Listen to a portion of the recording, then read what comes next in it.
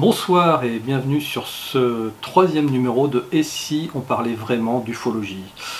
Et ce soir, nous allons aborder un thème assez connu, qui est celui de l'abduction. Et pour ce faire, eh bien, je vais recevoir mes trois compagnons d'infortune, Monsieur Margret. Bonsoir Marc. Bonsoir, fortune ou pas, en tout cas on continue nous. Pour nous accompagner aussi pendant cette soirée, Pam dit Mario Bros, en tout cas surnommé comme cela par nos suiveurs. Salut Pam. Salut tout le monde, bonjour. Et pour co-animer cette session avec moi, Sylvano Trotta. Salut Sylvano. Salut Antoine, salut Marc, salut Pam. Alors Sylvano, ce sujet des abductions, c'est toi qui souhaitais que ça devienne le thème de cette soirée. Pour quelle raison ?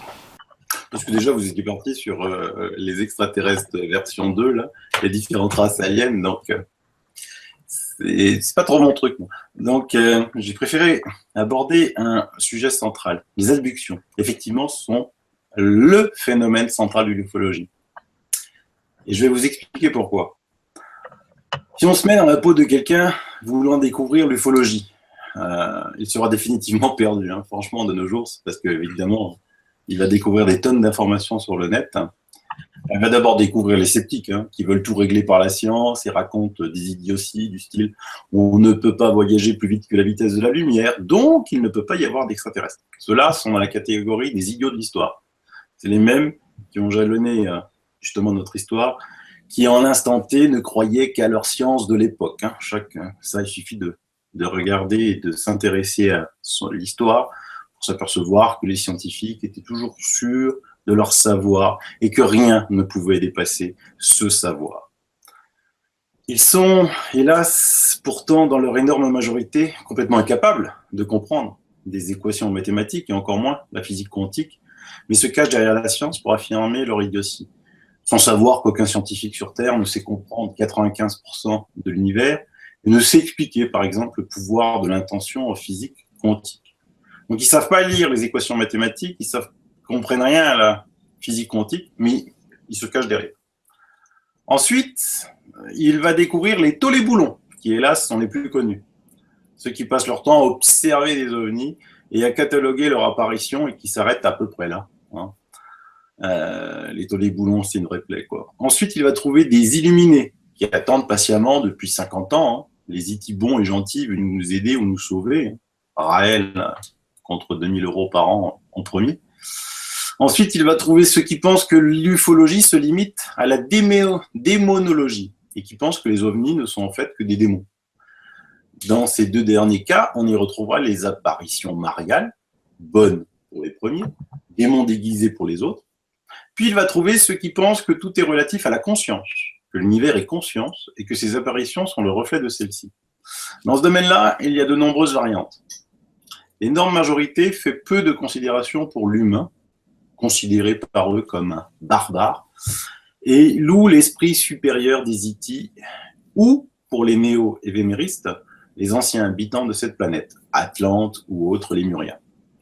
Le point commun entre eux est qu'ils s'enferment tous dans leur théorie propre, continuent à la perfectionner en ayant des œillères sur ce qui se passe ailleurs, convaincus qu'ils ont raison. Ils peuvent même devenir arrogants, méchants, vindicatifs vis-à-vis des autres. Personnellement, j'ai lu peu ou prou toutes ces théories en essayant vainement de trouver un lien, si lien il y a, entre elles. J'ai mené de nombreuses enquêtes, discuté avec énormément de personnes, et j'en suis à la totale conclusion inverse. Moi, je crois en l'homme, à l'humanité et à ses pouvoirs.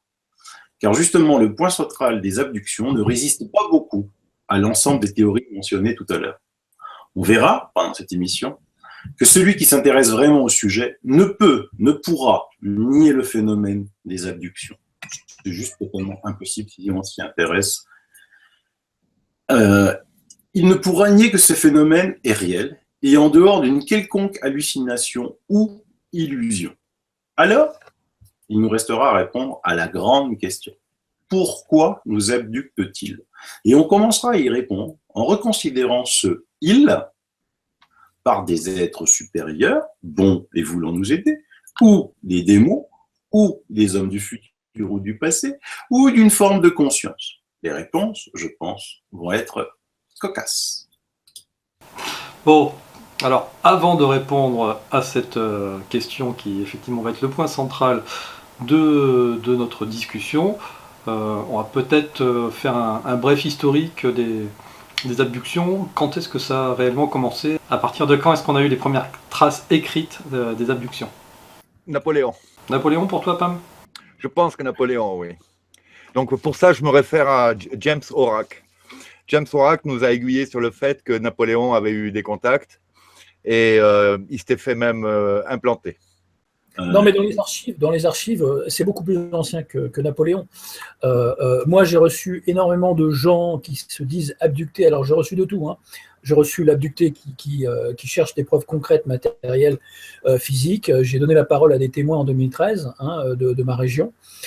J'ai également interviewé un contacté célèbre qui s'appelle Ananda Bosman en Norvège, qui a l'air d'être très proche des Andromédiens, des Nordiques, etc.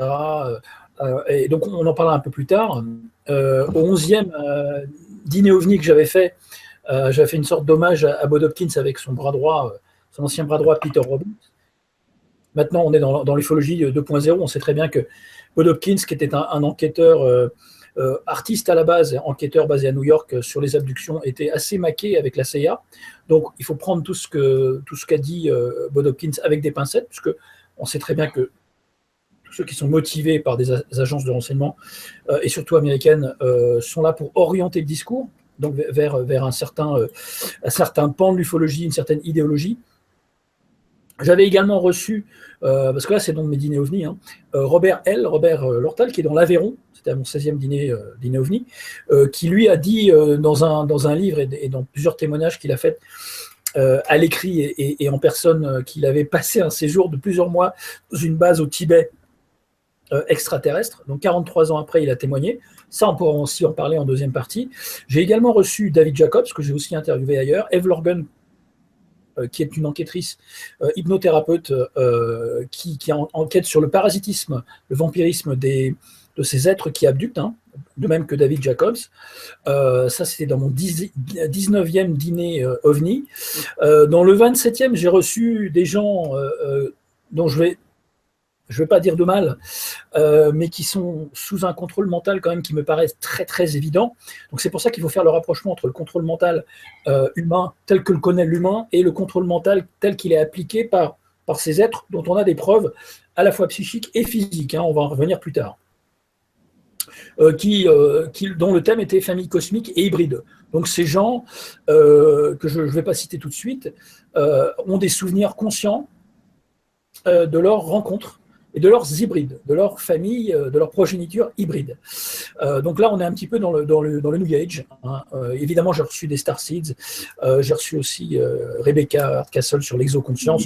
On va pas faire le catalogue de tous les gens que tu as reçus, quoi. Je veux dire, Oui. on fait de l'ufologie. On peut pas se permettre. J'ai reçu quelqu'un qui m'a dit que j'ai été abducté. Ça n'existe pas, quoi. Ça vaut ce balpo, ça vaut zéro. Tu reçois un témoin qui dit que j'ai été abducté. Un témoignage ne vaut pas zéro. Non, mais non. Un témoignage ne vaut pas zéro. Mais non.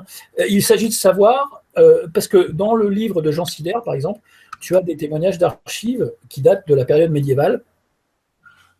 Et les gens, il fait le rapprochement entre ces sortes d'entités qui viennent d'une autre dimension, que ce soit les fées, les gnomes et autres, et le phénomène de changeling,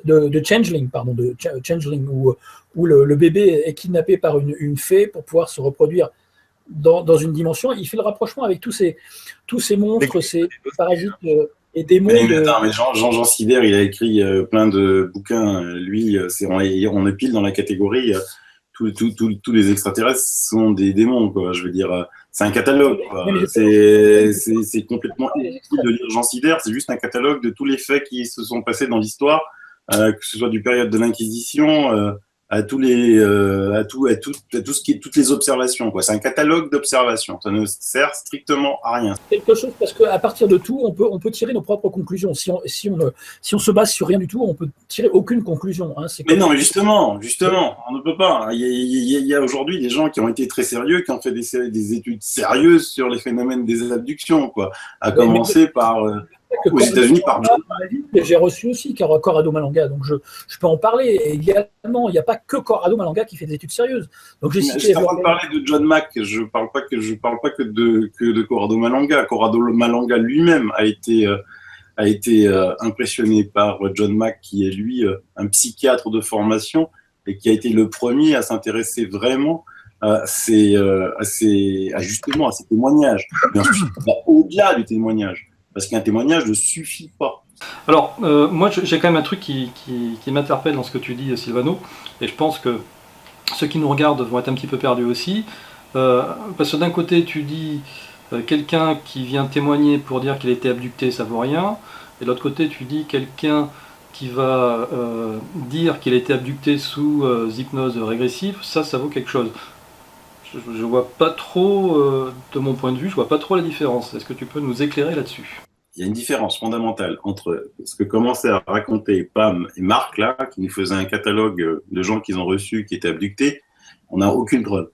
Moi, quand quelqu'un vient me parler qu'il a été abducté, et je peux te dire que depuis que je gère l'UAT, j'en ai eu pas mal. D'accord ? D'abord, on vérifie, on contrôle.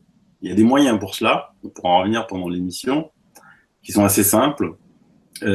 Même sans rentrer dans l'hypnose, hein. Il y a des color tests qui sont faits, il y a des TCTM qui sont faits. Pour ça, on peut savoir si quelqu'un a été réellement abducté ou pas. Il y a des choses qui sont analogues dans tous les récits. Et ensuite, l'hypnose. Parce qu'il faut bien savoir que 99% des personnes qui ont été abductées ne le savent pas.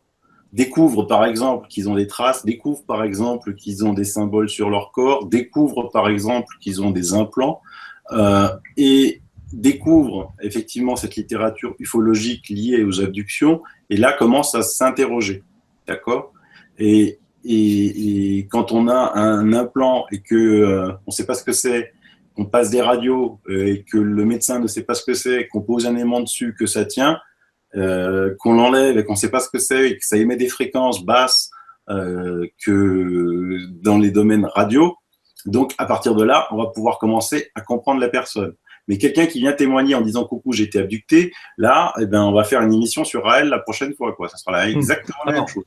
Du coup, la question pour Marc, c'est ces personnes que tu as reçues, toi, qui effectivement t'ont dit « Coucou, j'ai été abducté », est-ce que tu sais si au final, ils n'ont pas justement fait réaliser leur abduction par hypnose régressive, réaliser par leur abduction par les autres techniques dont tu as parlé, Silvano, que je ne connais pas d'ailleurs, il faudra peut-être revenir dessus, Silvano, pour nous expliquer exactement en quoi ça consiste, ou est-ce que c'est juste des personnes qu'on va appeler des illuminés qui ont eu leur révélation ? On remplit des questionnaires, on fait des hypnoses régressives, on consultait des hypnothérapeutes, etc. Donc voilà, j'ai reçu Eve Lorgen, David Jacobs et plein d'autres qui ont conduit des enquêtes terrain sérieuses sur chaque abducté, donc, et Corrado Malanga également. Donc non, je ne parle pas en l'air, je citais tout le panel élargi de gens que j'ai reçus pour vous donner un petit peu tous les angles de vision possibles de témoignages et de témoins. Donc il y a des témoins effectivement qui sont dans le fantasme, etc. et d'autres qui sont des témoins sérieux parce qu'on trouve des traces, pas seulement psychiques, mais aussi matérielles comme les implants et autres dont j'allais parler d'ailleurs, les enquêtes du docteur Lear, etc. Donc on ne va pas faire toute une émission sur les implants, mais c'est une partie intéressante qu'on pourra aborder en deuxième partie, les traces physiques. Effectivement. Mais non, c'est pas que des farfelus raéliens et autres que j'ai reçus. J'ai reçu tout le monde. J'ai reçu des hypnothérapeutes sérieux qui ont fait, et des enquêteurs terrain qui ont fait remplir des questionnaires, qui ont fait des enquêtes et ont fait le rapprochement avec d'autres témoignages qui sont similaires. Donc voilà, non, c'était de balayer tout du revers de la main comme ça, c'est pas non plus valide, quoi. C'est pas non plus valable. En plus, pour Billy Meier, je veux dire, à l'époque de ses photographies, il n'y avait pas de Photoshop, hein, je suis désolé. Et si la CIA venait habiter à côté de chez lui, c'était peut-être pour vérifier qu'il faisait disclosure encadrée selon eux, peut-être. Mais sinon, a priori, il a pris des photos de son voyage en soucoupe dans l'espace et dans le temps, avec des vues de planètes, des vues de vaisseaux spatiaux avec le fanion de la NASA. Donc ça correspond bien avec les programmes spatiaux secrets, hein, par contre, hein, parce que c'était assez tôt, c'était dans les années 70, il me semble. Enfin, je ne suis pas précis, là, je suis désolé, mais c'est vieux, c'est très vieux. C'est bien avant Photoshop, en tout cas. Sinon, la seule preuve qu'on pourrait avoir d'une abduction, ça va être les implants physiques que l'on va ressortir et qui ne vont pas se désintégrer dans le quart d'heure. Ça commence à… Sinon, il y a quoi? Il y a le bûcheron, et parce que ses 3 potes l'ont vu partir, je ne les remets pas en cause, hein, ils ont l'air de bonne foi, et puis le gars était marqué, hein, par la suite, il me semble aussi. Travis Walton, sincère, ouais. Oui. Alors, sinon… Revenons à John Mack. Il ne faut quand même pas oublier que John Mack vient d'Harvard, donc il a décidé d'enquêter sérieusement pour une fois, sponsorisé d'ailleurs par l'initiative Rockefeller. Et puis il n'y croyait pas. Hein? Au début, il n'y croyait pas du tout. Qui mouille dans toutes les enquêtes ufologiques américaines et anglo-saxonnes sur les abductions et sur le MUFON et surtout, et même sur l'Institut Tavistock d'ailleurs à Londres sur le contrôle mental et l'ingénierie sociale. Donc on voit à quel point les Rockefeller sont très très impliqués dans la recherche sur tout ce qui est paranormal, contrôle mental. Tout ça est très très lié d'ailleurs, parce que quand on voit le phénomène d'abduction, on est aussi dans une situation de contrôle mental. Il y a vraiment les abductés et les contactés, on a une sorte de facteur. Hein? On n'est plus pareil après. Oui, voilà, ça change la conscience. Donc, il y a eu une expérience de contrôle mental effectivement effectuée. Donc c'est pour ça que je ne remets pas en question la sincérité de John Mack, mais John Mack a évolué au courant de sa carrière. Il voulait débunker effectivement ces cas-là en disant les abductés sont tous des fous, etc. On a bien diagnostiqué un maximum qui n'était pas psychologiquement instable. Et donc c'était bien aperçu que ce phénomène était bien réel et ils avaient bien vécu ces expériences. Seulement. Ça s'en cache pas, hein. Il l'a toujours dit. Hein. Il a toujours dit, en tant que psychiatre, il pensait que c'était des gens qui étaient possédés, qui devaient être à l'asile psychiatrique. Et qu'en faisant consciencieusement son travail, il s'est aperçu qu'ils n'avaient rien à faire à l'asile psychiatrique, qu'ils avaient une réelle histoire et qu'ils étaient réellement abductés. Oui, seulement au début, les cas qu'on lui donnait, on lui refilait, c'était de la part de Bob Hopkins, John Mack et toute cette clique qui est plus ou moins même directement connectée au gouvernement américain.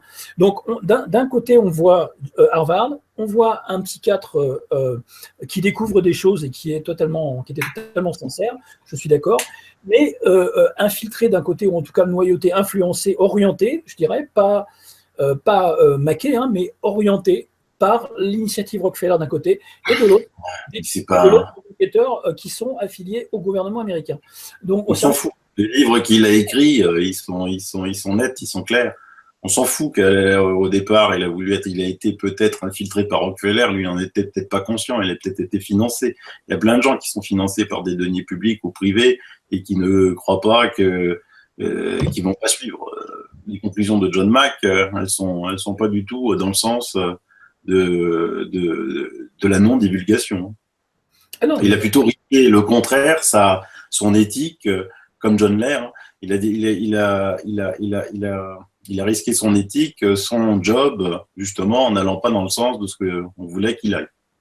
Et justement, à la fin de sa vie, alors moi j'ai parlé à l'enquêtrice américaine qui est copine avec Stephen Greer, malheureusement, Paola Harris, hein, qui a reçu John Mack en Italie avant qu'il aille à Londres se faire écraser, et qui me disait, alors j'essayais d'en savoir un petit peu plus sur les derniers instants, les dernières semaines, les derniers mois en tout cas, avant cet accident fatal à Londres, de John Mack. Elle m'a dit oui, il commençait à être un petit peu vieux, il prenait des médicaments, il était dans un état un peu second, il a failli se faire écraser plusieurs fois en Italie en traversant la rue. J'ai trouvé ça un peu léger, un peu bizarre, sans aucun détail supplémentaire sur son état de santé en fait. Donc j'ai trouvé ça assez louche. Donc je ne sais pas de votre côté. Il a tout simplement été suicidé. Oui, voilà. Pas suicidé, mais il a eu un accident fatal, mais ce qui n'était pas un accident en fait. Voilà. Suicidé. Ouais. Je pense qu'on le droguait un petit peu, donc peut-être par des médicaments. C'est juste des ondes micro-ondes bien ciblées. Ouais, J'ai un truc à passer. Ces armes-là existent depuis au moins la Seconde Guerre mondiale et ont été perfectionnées pendant la guerre froide. Tout à fait, ça c'est vrai. Alors, du coup, pour revenir au cœur de notre débat sur les adductions. Donc, je te posais la question il y a 5 minutes, Silvano, par rapport aux deux techniques que tu as citées tout à l'heure, que je ne connais pas. Elles consistent en quoi? C'est des techniques qui sont en ligne sur le site de Corrado Malanga, hein, qui a mis 25 ans à mettre au point. C'est 2 tests qui sont ouverts à tous. Vous répondez à des questions, tout simplement, bêtement, le plus vite possible. Vous faites des tests de couleurs ensuite. Et ensuite, on vous dit si vous avez été abducté ou pas. Et si vous avez été abducté, on passe à la séance de régression hypnotique, si vous le souhaitez, hein, pour voir ce qui s'est réellement passé. Ce n'est pas une obligation. Et ça marche à 100%. C'est tout simple, c'est 100%. C'est pas 99, c'est pas 98, c'est 100%. D'accord. Mais ça se passe. Le problème, c'est que ça se passe en italien. Non, pas du tout. Le site de Corrado est traduit en français, traduit en anglais, en espagnol, en italien. Ça, j'en suis sûr. Il y a peut-être encore d'autres langues qui se sont rajoutées, je ne sais pas, mais ça, c'est les 4 langues sûres et certaines. Ah, D'accord. je pense, je dois faire un petit rajout. Je disais que la seule preuve qu'on ait, ce sont les implants physiques. Ben, parmi les choses physiques qu'on peut encore avoir, il y a des fois des bébés. Et dernièrement, enfin il y a quelques années, une Italienne s'est fait avorter avant de se faire réabducter pour en fait se faire récupérer le fœtus par le père. Et donc on a des vues du fœtus et on voit assez bien un fœtus à 3 doigts.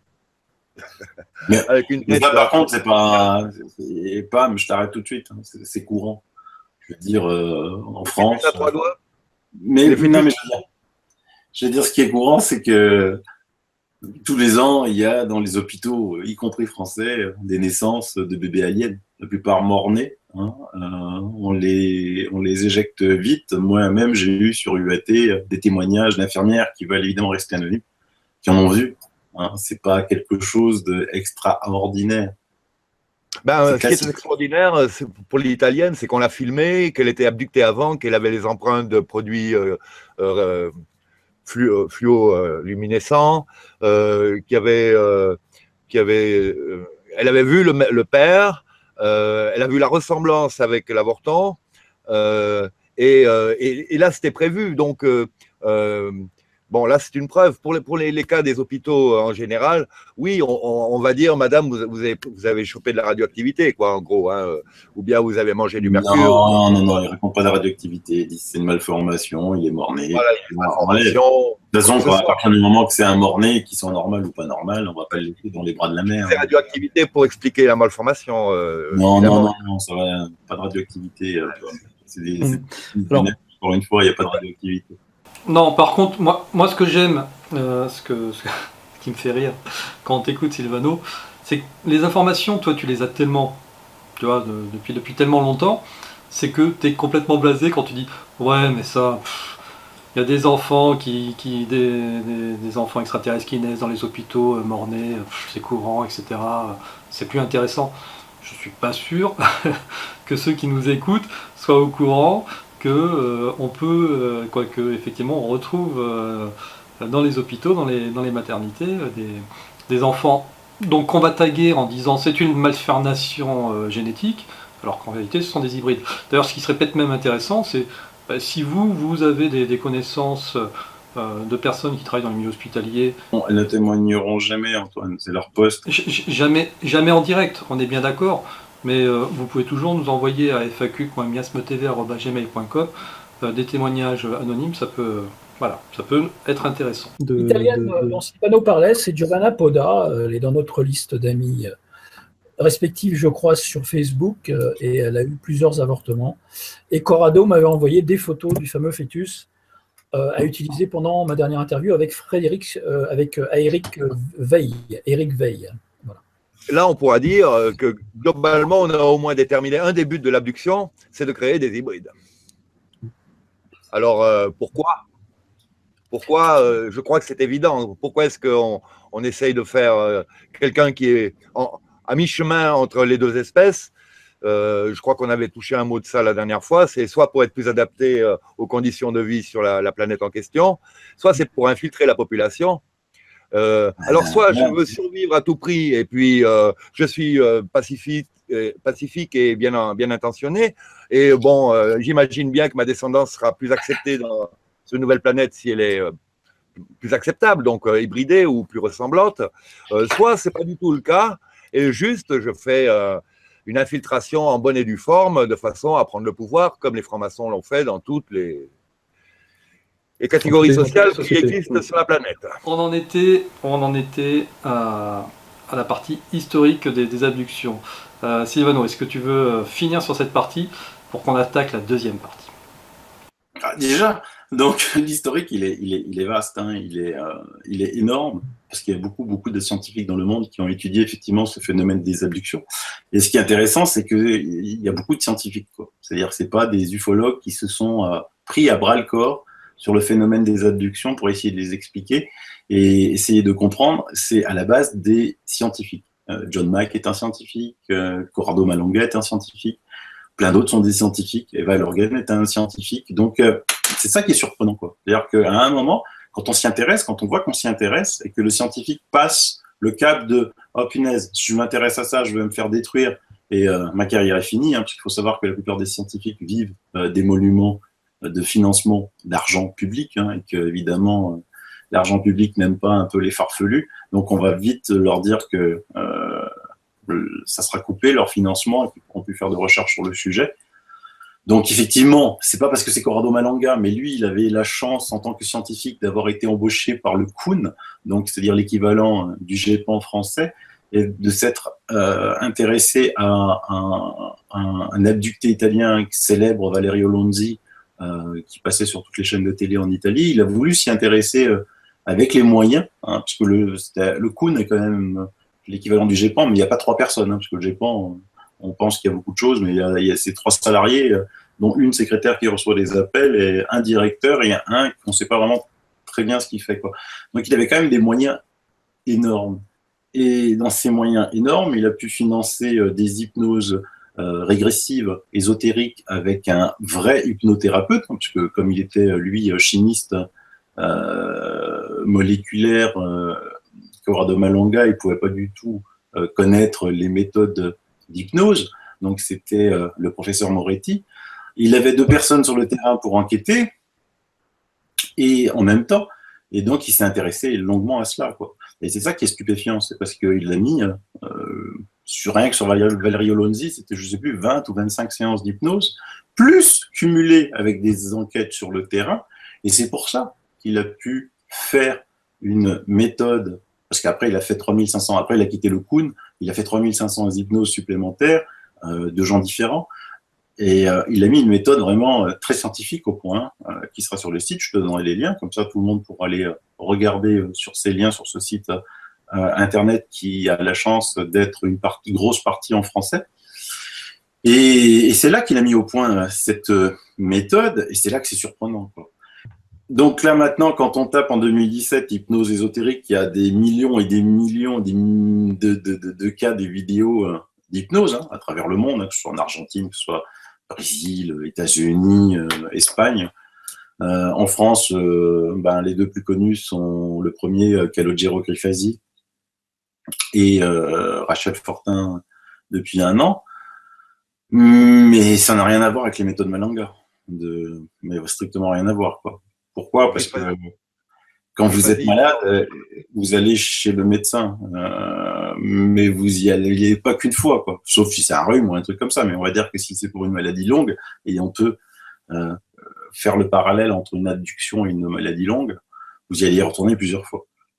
L'hypnose, c'est pareil. Il va falloir y retourner plusieurs fois pour en être débarrassé. C'est pas qu'une fois, parce que Corrado a découvert de sacrés trucs. Pam, tu voulais dire quelque chose ? Oui, que Grifasi, en fait, il était italien.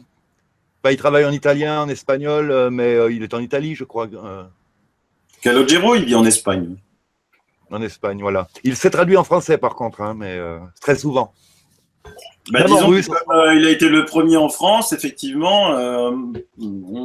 Quelqu'un qui voulait faire une hypnose avec Calogero, il prenait un traducteur en plus. Donc, si en plus s'il avait la chance de rentrer en hypnose, il y avait l'hypnothérapeute Calogero, le patient et le traducteur. S'il n'avait pas la chance de tomber en hypnose, il y avait en plus un canal supplémentaire. Donc, ça pouvait être un truc à 4 personnes.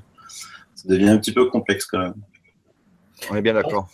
Ce qui était intéressant sur Corrado Malanga, que j'ai reçu une fois, hein, et avec qui je corresponds de temps en temps, par email et sur Skype, ce qu'il a fait, lui, c'est enquêter auprès de plus de 2500 abductés, quand même, d'un peu partout, mais principalement d'Italie, et qu'il a étudié donc, pendant sa carrière. Et il a mis au point une espèce de test de couleur qui s'appelle le triade. Et aussi la méthode Simbad. Voilà, pour lui, hein, je résume ce qu'il nous a dit. Le cosmos est notre place sur les différents niveaux de conscience dans l'univers, ainsi que les capacités qu'a l'âme de se libérer de tout parasite. Pour lui, il y a 3 parties qui divisent notre conscience. L'esprit, l'âme, le mental, elles sont essentielles en fait pour créer notre propre réalité en changeant notre propre fréquence, notre canal en fait. Et pour lui, sa conclusion, à l'époque, hein, maintenant c'était il y a quelques années, l'alien c'est le reflet de nous-mêmes. C'est ce que Corrado dit. Il n'y en a pas un qui existe sans l'autre. L'un n'existe pas sans l'autre. Donc il a aussi ce qui est intéressant, ce qui nous permettra de parler des abductions plus tard militaires, parce que les MyLabs, c'est quand même quelque chose de totalement inconnu en France, non admis, tabou, on n'en parle jamais. Par contre, chez les abductés étrangers, on en parle souvent. Hein. Corrado a bien dit que durant de nombreuses régressions hypnotiques d'abductés, il y en a pas mal qui ont vu des uniformes militaires auprès d'extraterrestres. Donc voilà. Certains ont entendu parler, même le français, hein, pendant leur abduction. Ça, c'est intéressant. Voilà, souvent. Pour moi, c'est la preuve de la collusion entre l'armée et ses aliens. Hein. Et la France joue un rôle prépondérant en Europe, dans les abductions militaires. Donc voilà, c'est quand même super intéressant.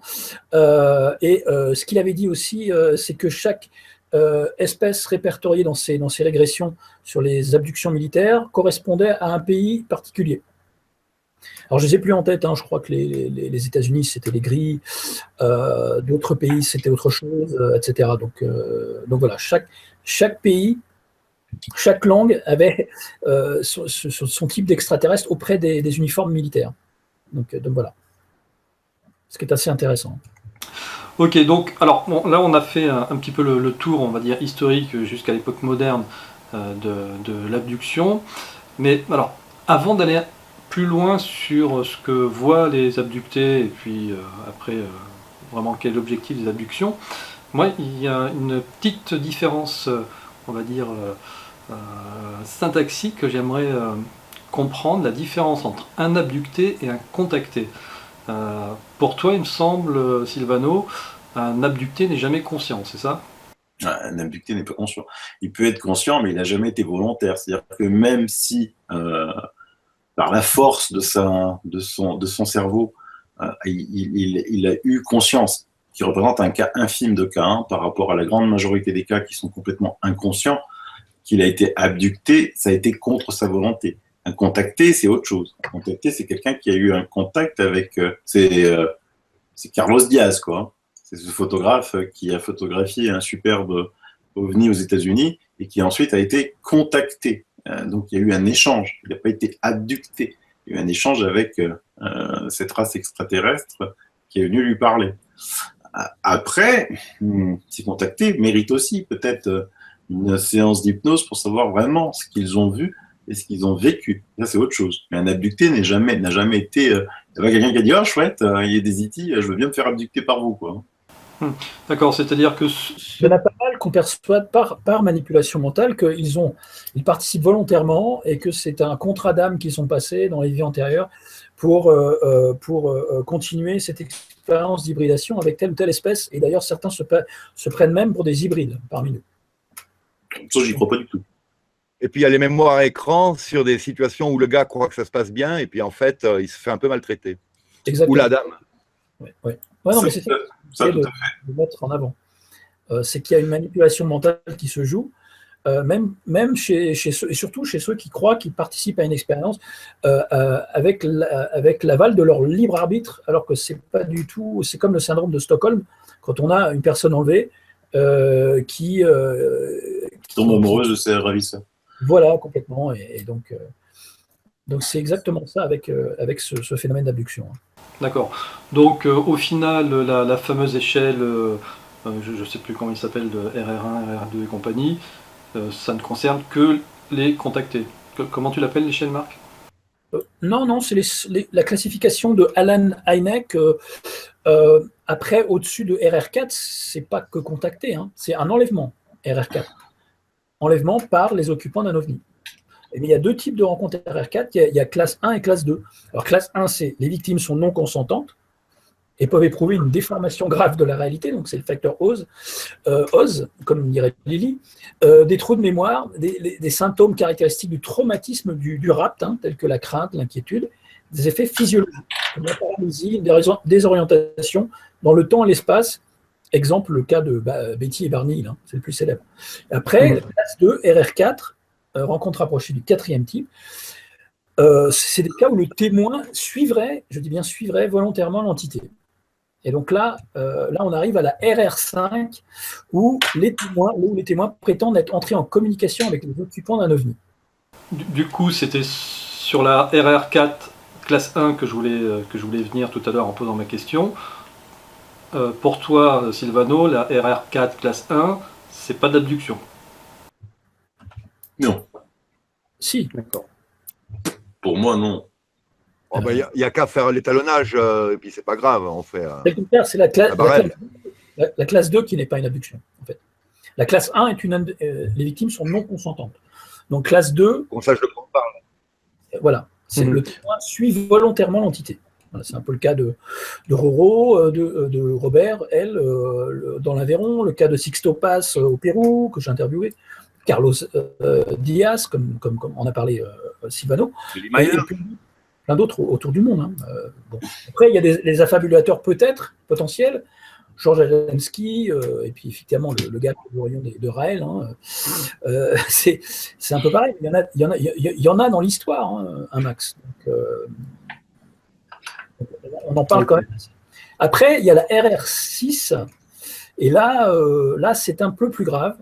Hein, c'est mort par contact. Donc là, ils ne sont plus là pour raconter leur expérience, effectivement, même sous hypnose. Okay. Là, on est forcément plus sous abduction. Ok, donc du coup, voilà, je pense que c'est plus clair pour tout le monde. La notion d'abduction, la définition même, au final, c'est un enlèvement non conscient de la personne. Et les enlèvements conscients mais non consentants, c'est du RR4 classe 1. Voilà. Alors, qu'est-ce qu'ils voient une fois que leurs paroles se libèrent sous hypnose et qu'ils arrivent à nous raconter leur expérience? En général, ils sont où et qu'est-ce qu'ils voient? Qui c'est qui veut commencer là-dessus?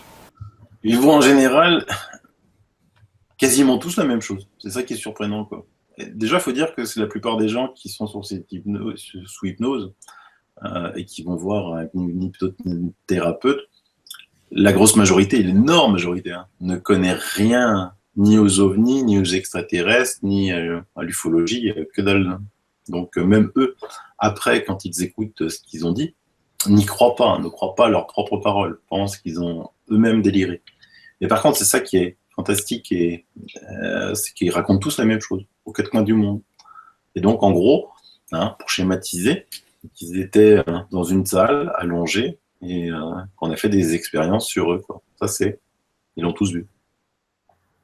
Donc, donc effectivement, ce qui est intéressant, c'est qu'ils se retrouvent tous au même endroit. Alors, est-ce qu'on pourrait arriver à la conclusion que finalement, ils ont tous été abductés par les mêmes entités? Parce que là aussi, on verra qui est à l'origine de ça. J'ai pas dit qu'ils étaient tous au même endroit. J'ai dit qu'ils voyaient tous la même scène. C'est-à-dire qu'ils étaient tous allongés et qu'on faisait des expériences sur eux, des prélèvements sur eux, plutôt que des expériences sur eux, des prélèvements de toutes sortes. Certains se voient dans des vaisseaux, d'autres se voient dans un labo. Certains voient le vaisseau, le labo peut être dans le vaisseau, mais certains ne voient que le côté labo, ne voient pas le côté vaisseau. Ils voient tous, la plupart voient des tubes remplis d'une sorte de liquide avec justement des bébés dedans, aliens ou pas. Et certains voient leur double, beaucoup voient leur double, leur propre double. Alors, qu'est-ce que tu entends par leur double? Bah, tu es abducté, tu te vois toi. Voilà. Donc, tu es toi sur ton lit, tu vois un deuxième Antoine. Qu'est-ce qui se passe, là ? C'est le cas de ton Claude. voisin, Antoine, et de notre voisin mutuel, Fabrice, qui m'a raconté une de ses abductions. D'ailleurs, c'est sur l'enquête de Fabrice, sur mon site. Il se voyait effectivement deux derrière, et on lui avait injecté quelque chose, une sorte de tuyau, quelque chose dans le cou, dans la nuque, et il se voyait lui de l'extérieur. Donc c'est exactement ce que décrit Sylvano. C'est comme une sortie de corps quelque part, et tu vois ton corps physique se faire manipuler de l'extérieur de ton corps. Sinon, il y a aussi David Jacob qui rapporte le cas d'une dame qui s'est fait abducter, mais elle, c'était pas pour qu'on travaille sur elle, c'était pour qu'elle travaille pour eux et qu'elle forme les autres hybrides, qu'elle soit comme une maîtresse d'école, quoi, et qu'elle apprenne aux hybrides à se comporter parmi les humains. Donc là, c'est une abduction qui mérite des RTT. Je ne sais pas si c'est déductible des impôts. Bon, elle, en l'occurrence, une fois, on lui a montré son propre hybride, enfant, hybridé, mais juste pour, comment lui dire, lui donner une imprégnation. Par la suite, elle n'a plus le droit de le voir. Hein. C'est en général ce qui se passe. Il semblerait que les hybrides créés sur les abductés aient besoin d'un léger contact avec la mère ou le père originel, humain, afin de, je ne sais quoi, d'être vivant, de garder quoi que ce soit. Je ne sais pas, ça n'a jamais été vraiment expliqué. Alors, avant d'aller plus loin là-dessus, on n'a peut-être pas non plus défini la cible, la population abductée. Est-ce qu'elle est beaucoup plus masculine ou beaucoup plus féminine?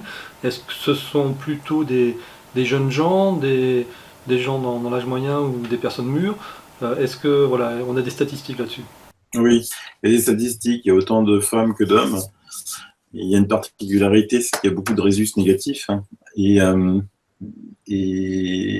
ça suit des lignées, quoi. C'est-à-dire que quand quelqu'un est abducté, il y a de fortes chances que soit ses parents et plus tard ses enfants soient abductés aussi. C'est intergénérationnel en fait, c'est souvent ça. Et ils recherchent quelque chose, des capacités peut-être particulières, souvent, chez certains, et souvent les témoignages, oui, c'est intergénérationnel. Sinon, les autres abductés qui travaillent aussi, ce seront les super soldats. Mais va-t-on pouvoir en parler? Parce que quelle preuve a-t-on? À part les implants, parce que ces gars-là sont vraiment bourrés d'implants. Qu'on voit à la radio, qu'on voit au détecteur, qu'on voit quand on passe un portable, peut-être pas ceux-là, hein, mais certains portables allumés sur le zéro. Et quand vous passez à proximité d'un implant, on entend la même interférence que quand des fois le téléphone passe sur l'Internet. Alors, les preuves qu'on a, ce sont les témoignages de ces anciens super soldats, mais il y a le Super Soldier Summit aux États-Unis, qui a lieu, je crois, tous les ans ou tous les 2 ans. Il y en a un autre, je crois, en Angleterre. Mais il faut prendre avec des pincettes tout témoignage d'anciens militaires, puisqu'ils sont passés par des programmes de contrôle mental comme du genre MK Ultra et autres pour programmes spatiaux secrets et autres. Donc, comment, jusqu'à quel degré les croire? C'est ça ma réserve sur les témoignages des super soldats, en tout cas. Moi, j'ai un témoignage à vous abonner. J'ai croisé à Aix-en-Provence dans les années 80 quelqu'un qui aujourd'hui est officiellement un super soldat, qui donne même des cours de self-défense pour se remettre. En fait, son implant s'est décroché lors d'un accident lorsqu'il a passé une IRM, ça l'a éteint. Et du coup, il a des retours de mémoire. Le nom m'échappe, mais c'est un des premiers qui se soit déclaré. Un assez balèze chevelu. Il a aussi passé à Conspiracy avec l'ancien sénateur là, ou député américain. D'accord, je ne me souviens plus de son nom, mais il y en a pas mal qui témoignent en tout cas. Ok. Alors, Par rapport à tout ce qu'on a dit depuis le début, j'ai l'impression, pourquoi je vous posais cette question sur la population ciblée, c'est qu'on parlait surtout d'abduction et derrière de fœtus ou ce genre de choses, comme si les abductions c'était pour inséminer notre race et faire de l'hybridation. Non. Alors, et si visiblement il y a autant d'hommes que de femmes, c'est pas forcément l'objectif. Non, ils n'ont rien à foutre de ça. Il y a la reproduction, ils en parlent en tout cas. Il y a pas mal d'enquêteurs, David Jacobs et autres. Même aujourd'hui, Jean-Claude Bourret admet qu'il y a des hybrides parmi nous et qu'ils vivent parmi nous et qui sont presque à 100% identiques. En tout cas, les témoignages en hypnose régressive de beaucoup d'abductés, c'est qu'il y a effectivement des incubateurs sur les vaisseaux. C'est comme des sortes de fermes d'hybridation où les fœtus sont élevés en tout cas. Donc apparemment, ce qu'on leur présente, ce sont des fermes à bord des vaisseaux d'incubation avec des hybrides en formation. Et comme le disait Pam, effectivement, dans beaucoup de témoignages, on vu les abductés ont vu des extraterrestres ou d'autres enfants hybrides ou extraterrestres essayer de montrer ce qu'il faut faire à d'autres hybrides en train de grandir à bord des vaisseaux. Donc ça, c'est assez amusant. C'est ce que disait David Jacobs, le bras droit de Bob Hopkins, Peter Robbins, et bien d'autres, Eve Lorgan aussi, Corrado, je crois, avec quelques témoignages. Enfin, moi, ça m'inquiète un peu quand même, parce que ça, c'est vraiment l'infiltration. Pourquoi sinon ne pas leur laisser suivre le cursus naturel d'un enfant qui naîtrait, l'école et le reste, la télévision. Enfin bon, je ne sais pas. Ça, c'est assez bizarre. Hein. On dirait qu'ils veulent les amener à l'âge adulte déjà au courant de tout. Sinon, à propos des super soldats, quand on fait des exercices de Qigong ou autres d'énergie, donc énergétique, on arrive à faire des exploits physiques. Il y a même déjà des stages pour cadres où on les fait courir sur le feu. En fait, ils ne sont pas brûlés à la fin. Il y a un moment mental, un moment de conscience où on développe chez nous d'autres capacités que celles qui sont ordinaires. Et je suppose que ces gens-là, quand ils sont abductés, se retrouvent eux-mêmes ou leurs clones dans une situation où on a de nouveau débloqué tout ce qui empêche de pratiquer ces choses extraordinaires plus couramment. Et ça expliquerait là qu'on se serve dans ces cas-là de leur capacité pour être excessivement dangereux. Parce que de la même manière qu'il semblerait que puisqu'on nous abducte, nous, plus que d'autres espèces, on les intéresse absolument. Il y a quelque chose qui vraiment les intéresse. Et qu'est-ce que ça pourrait être d'autre, hein? Oui, mais alors ça, c'est peut-être une justification qu'il nous donne, permanente pour l'hybridation. Le fameux double discours qu'on retrouve parmi tous les pseudo-hybrides parmi nous et les abductés, c'est, je pense, une sorte de justification totalement contradictoire. Regardez les deux raisons qui leur donnent. On est là pour pouvoir procréer et continuer de vivre et d'exister sur notre planète d'un côté, car leur planète, ils disent toujours que et leurs races sont en perdition, extinction, il y a des guerres, etc.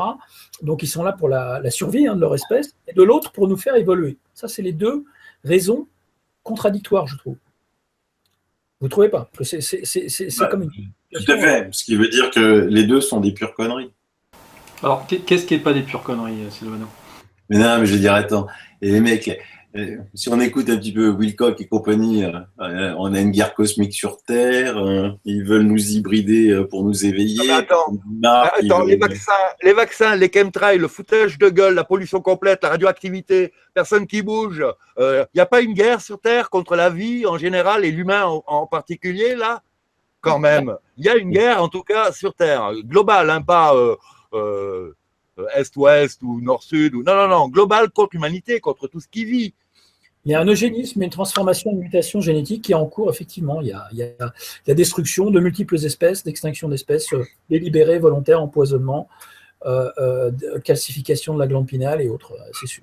Donc, si on revient sur ce que les abductés voient.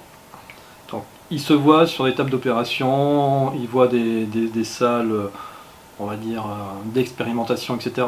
Est-ce qu'il voit autre chose que ça? Est-ce qu'on a des cas d'abductés qui ont réussi à se balader dans un vaisseau, qui ont juste été allés promener dans l'espace et puis ramener sur Terre, une petite balade comme ça? Ou est-ce qu'à chaque fois c'est vraiment... Le problème, c'est qu'on leur fait voir ce qu'on a envie qu'ils voient. D'accord? Il faut bien comprendre ça.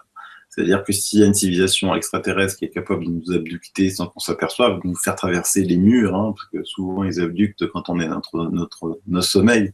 Donc on traverse les fondations, on traverse le toit, et tout ça sans s'en rendre compte, ils ont bien la capacité de nous intégrer ce qu'ils appellent des mémoires aliens actives. Et ces mémoires aliens actives, ils ont même la capacité de les mélanger à de vrais souvenirs, ce qui est d'une complexité extraordinaire, y compris en hypnose, pour pouvoir démêler le faux du vrai. Parce que à toi, Antoine, on peut te mettre une mémoire alien active, comme quoi tu étais avec Marc un soir avant de voir une lumière, tu vois. Oui, je suis témoin. C'était un souvenir vrai où tu étais vraiment à une soirée, mais pas forcément celle-ci, avec Marc. Donc, en hypnose, on ne va pas se méfier de ça, on va passer, parce qu'on ne peut pas interroger sur tout. Par contre, si on interroge Marc sur est-ce qu'effectivement le 23 février 2017 à 23h tu étais avec Antoine, il y a de fortes chances qu'ils disent non, parce que c'était pas lui. En fait, tu étais avec un petit gris. Et donc, il déguise il t'implante cette mémoire alien en mettant l'image de Marc, mais en prenant un souvenir ou un soir, tu étais effectivement avec Marc à 23h. C'est d'une complexité extraordinaire, et ça a été découvert grâce. Tu peux le découvrir que si tu fais une séance répétitive et que tu enquêtes simultanément sur le terrain. En fait, pour savoir vraiment ce qui s'est passé, il faudrait, si toi, par exemple, tu vas voir un hypnothérapeute, il faut qu'on enquête d'abord sur toi, Antoine, et ton passé, ton enfance, sur tes parents, sur tes amis, et sur tes rêves, sur tes cauchemars, sur tes lubies, pour ensuite faire une hypnose et mener parallèlement une enquête sur le terrain. C'est un travail de fou, hein, c'est un travail de titanesque, il ne faut pas voir que c'est juste simple comme ça. Et pour en revenir au pourquoi, du comment et de ce qu'il voit, je t'ai dit ce qu'il voyait, mais maintenant posons-nous la question, parce que Marc avait lancé le sujet sur ils nous veulent du bien, ils nous veulent nous éveiller, puis on n'a pas pu continuer, et l'autre qui voulait sauver leur planète. Bon, sauver leur planète, j'y crois pas trop, parce que si leur planète il est pourri, ils ont des capacités de venir sur Terre, ils ont juste qu'à changer de planète, quoi. Nous éveiller, pourquoi faire? Ça fait longtemps qu'ils nous éveillent, puisque Pam l'a dit, en citant les Anunnaki, même si pour moi ils n'ont jamais existé, ceux-là, c'est plutôt les Elohim, ils sont là depuis longtemps. Donc, qu'est-ce qui se passe? Qu'est-ce qui reste? À vous la parole. Ben moi, je pense qu'il y a plusieurs clans. Il y en a peut-être bien les deux solutions sont possibles en même temps. Voilà. William Tompkins avait sa petite secrétaire blonde qui s'avère peut-être était un reptilien, hein, si ça se trouve, quand on y pense. À un moment, elle a un accident et son chef la reprend d'une certaine manière. En fait, son chef était aussi un E.T., a priori, un grand blanc. En fait, s'ils viennent aider la Navy, c'est parce que c'est pour contrer l'avancée nazie par les reptiliens. Les grands blancs sont en lutte contre les reptiliens. Ces grands blancs-là sont en lutte contre ces reptiliens-ci. Et donc, ils auraient fait comme pendant la guerre froide, ils ont équilibré les deux camps de façon à ce qu'il n'y ait pas victoire par proxy de leurs ennemis propres. Le problème, c'est qu'il y a un parasitisme. Il n'y a pas de bon côté, en fait. On est dans une matrice artificielle totalement parasitée. Si tu regardes tous les pouvoirs en place qui ont créé de toutes pièces théâtralisé chaque guerre, chaque conflit, il n'y a pas de bon côté. Il n'y a pas les Nordiques aident tel camp contre les autres qui aident les reptiliens, etc. On se retrouve dans les légendes mythiques hyperboréennes. Hein. D'ailleurs, le musée des Vikings à Dublin que j'avais visité, il y a 1 an et demi à peu près, montrait cette espèce d'événement du viking qui est attaqué par le serpent, j'ai oublié le nom, le Ragnarok. Voilà, le Ragnarok, c'est l'événement de fin du monde, l'apocalypse pour les vikings. Alors tu vois d'un côté le grand serpent et le nordique de l'autre. C'est la légende hyperboréenne en fait. Et tu te rends compte qu'il n'y a pas d'influence positive par rapport à une autre. Elles sont malheureusement, désolé de le dire, toutes négatives, ces influences qui sont derrière les nations. Sinon, l'état de la planète ne serait pas là où il est actuellement. Il faut faire un état des lieux quand même. Et là, je pense qu'on est au parasitisme ultime, dans un niveau de parasitisme mais de vampirisme psychique énorme. On voit bien que l'arrivée au pouvoir de ces réseaux sataniques qui s'affichent officiellement sans complexe maintenant, partout dans les médias, dans le showbiz, dans la politique, dans les célébrations, dans les false flags, dans les attentats sous fausse bannière partout aux 4 coins du monde pour justifier des conflits, alors qu'au plus haut niveau, ils obéissent au même maître. Donc moi je pense qu'il n'y a pas un côté positif par rapport à l'autre sur notre planète actuellement. Alors, donc pour répondre à la question de Sylvano, s'ils ne sont pas là pour nous élever, s'ils ne sont pas là pour nous je sais plus quoi, il ne reste pas grand-chose, hein, ils ne sont pas là pour nous faire du bien. Donc ils sont là pour quoi au final? Mais on parle de qu'est-ce qui les intéresse sur l'humain? Dans la 3D et dans la 4D, dans l'astral, et ceux qui interagissent avec l'humain, là, pour l'instant. On ne parle pas d'espèces peut-être qu'on ne connaît pas, qui sont très loin ailleurs dans d'autres dimensions, dans d'autres univers, dans d'autres multivers, qui pour l'instant nous aident pas beaucoup. On est vraiment dans une ferme, dans un poulailler dont en fait le fermier se rend lui-même invisible, hein, et a convaincu tous les poulets qu'il n'est même pas là pour interagir avec eux. Donc ça, c'est extraordinaire. Je trouve que le plus grand exploit, c'est de faire croire qu'il n'existe pas. Ouais, bon, on y reviendra là-dessus, parce que le fermier, quand il fait sa récolte, en général, la poule, elle repart pas avec sa tête. Du coup, il nous abducte. Qu'est-ce qui les intéresse? Des millions d'abductés qui ne reviennent pas aussi. Aussi, oui. Exact. Ça, c'est effectivement une autre question. David Polides, un Américain qui a fait des recherches là-dessus, où il avait fait des enquêtes, des statistiques assez énormes. Beaucoup de milliers de gens disparaissent tous les ans, par exemple, dans les grands parcs nationaux aux États-Unis et aux 4 coins de l'Europe également. Donc, on est partout, c'est sûr. On est partout. Moi, c'est simple, je mets toujours la place 2, Antoine, tu sais, c'est ma méthode. Demain, on est en 2030, 2050, 2200, 2300, les progrès scientifiques font des bonds de géants. Aujourd'hui, qu'est-ce que l'homme recherche? Je te parle de l'homme qui n'a pas de problème. La santé, la vie éternelle. Voilà, la vie éternelle, mon Antoine, l'immortalité. La jeunesse éternelle, les gars, la jeunesse éternelle. Le Saint Graal de tous. Or, nous avons quelque chose en nous qui est une pile immortelle. Et cette chose s'appelle l'âme. Tout le monde n'en a pas. Ça sera peut-être le sujet d'un autre numéro sur la possession de l'âme. Et c'est ça qui les intéresse le plus. Mais le corps humain a aussi cette capacité parce que, selon beaucoup de scientifiques, cette âme, il ne faut pas croire que c'est juste une partie de notre cerveau, elle serait piégée dans les ellipses de notre ADN. Et cet ADN a une capacité de stockage phénoménale. Donc, avant d'arriver à choper les recettes de la fabrication des âmes humaines et de pouvoir devenir immortel, peut-être serait-il intéressant pour une race qui est évoluée technologiquement de se dire, comme toi tu fais pour ton ordinateur, Antoine, que fais-tu pour ton ordinateur? Du backup. Voilà, un backup. Si jamais tu tombes en panne, tu achètes un nouvel ordinateur et tu remets tous tes programmes dedans. Voilà. Pour eux, c'est très simple de mettre, vu qu'ils arrivent à trafiquer nos mémoires, à trafiquer notre conscience, pour eux, il doit être très simple de mettre en mémoire, dans un corps humain, absolument toute leur vie, de A à Z.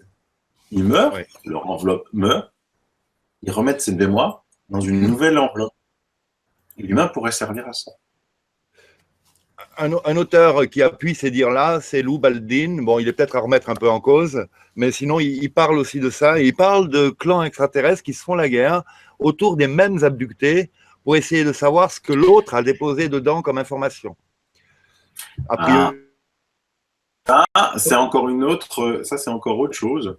C'est effectivement, quand tu as des secrets à garder, nous, on a l'habitude de mettre ça dans un coffre-fort, de mettre ça dans des clés USB, mais c'est volatile, c'est sujet à l'électromagnétisme. Or, en dehors de notre petite ceinture de Van Allen, ce qui paraît, c'est assez violent là-haut.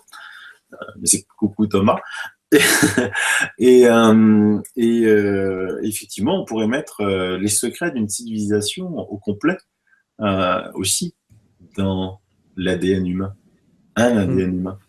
Ouais, alors, moi, il y a des trucs qui m'interpellent dans ce que tu dis. Bon, déjà, effectivement, techniquement, dans allez, moins de 20 ans, on devrait pouvoir stocker les prochaines clés de stockage, elles seront basées sur l'ADN, parce que dans 1 cm3 d'ADN, on peut stocker toutes les informations de tous les écrits de toute l'humanité depuis le début. Donc, effectivement, c'est un truc qui est phénoménal.